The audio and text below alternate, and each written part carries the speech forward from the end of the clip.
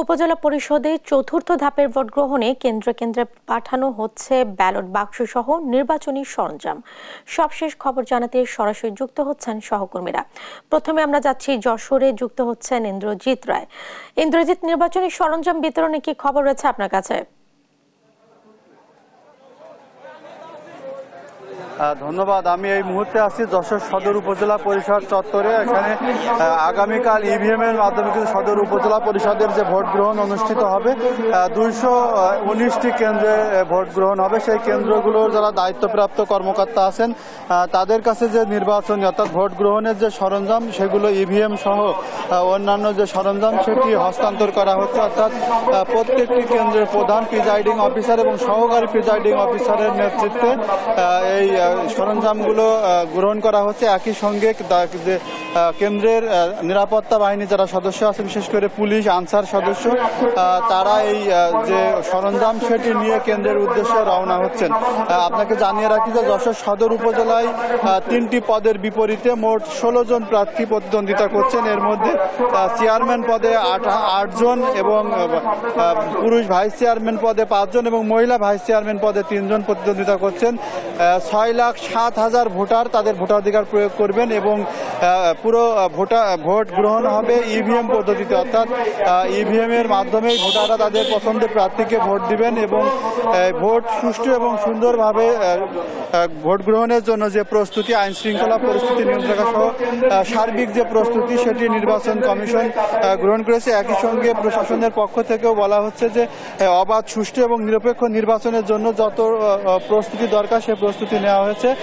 এখানে কেন্দ্রের যে নিরাপত্তা যে দায়িত্ব, সেখানে আনসার এবং পুলিশ সদস্য দায়িত্ব পালন করবেন। একই সঙ্গে নির্বাহী ম্যাজিস্ট্রেট সহ যে প্রশাসনের যে টিম, যে মোবাইল যে টিম, সেগুলো কাজ করবে। সব মিলিয়ে সুষ্ঠু এবং শান্তিপূর্ণ নির্বাচন ভোট গ্রহণের যে প্রস্তুতি সেটি সম্পন্ন করেছে বলে আমাদেরকে জানিয়েছেন। এই মুহূর্তে আপনারা দেখছেন যে কেন্দ্রে কেন্দ্রে পাঠানো হচ্ছে নির্বাচনী সরঞ্জাম। সেই সরঞ্জাম প্রিজাইডিং অফিসার, সহকারী প্রিজাইডিং অফিসার এবং যারা পুলিশের দায়িত্বপ্রাপ্ত যারা কর্মকর্তার নেতৃত্বে এবং আনসার সদস্যরা, তারা তাদের কেন্দ্র অনুসারে যে বরাদ্দ যে সরঞ্জাম সেগুলো তারা নিয়ে রওনা হচ্ছেন এবং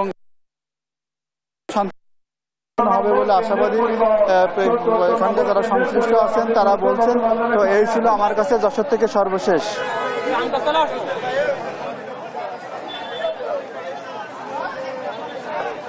আমরা এখন চলে যাচ্ছি বগুড়াতে। ধন্যবাদ।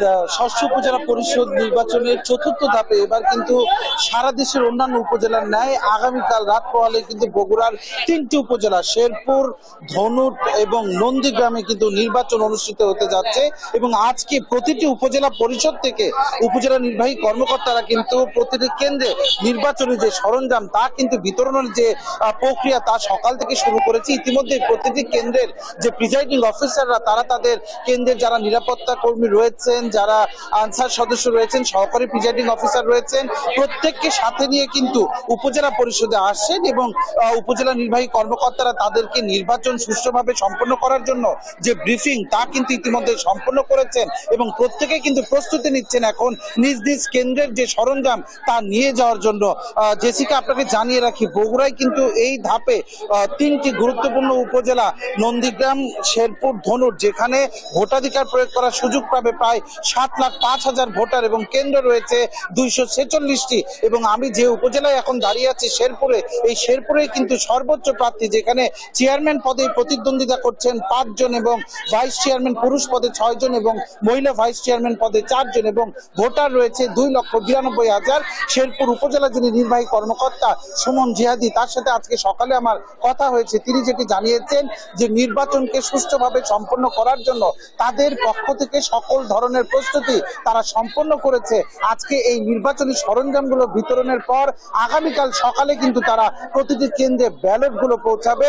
শুধু তাই নয়, নিরাপত্তা যে নিশ্চিতের জন্য তাদের পাশাপাশি কিন্তু পুলিশ, র্যাব, বিজিবি এবং জুডিশিয়াল ম্যাজিস্ট্রেটের নেতৃত্বাধীন ভ্রাম্যমাণ আদালতও কিন্তু কাজ করবে ভোটের মাঠে এবং তিনি যেটি প্রত্যাশা করেছেন যে অত্যন্ত সুষ্ঠুভাবে এই 2,92,000 এই উপজেলা শেরপুরে তারা কিন্তু সুষ্ঠুভাবে সম্পন্ন করতে করতে পারবে তাদের আগামীকালের নির্বাচন।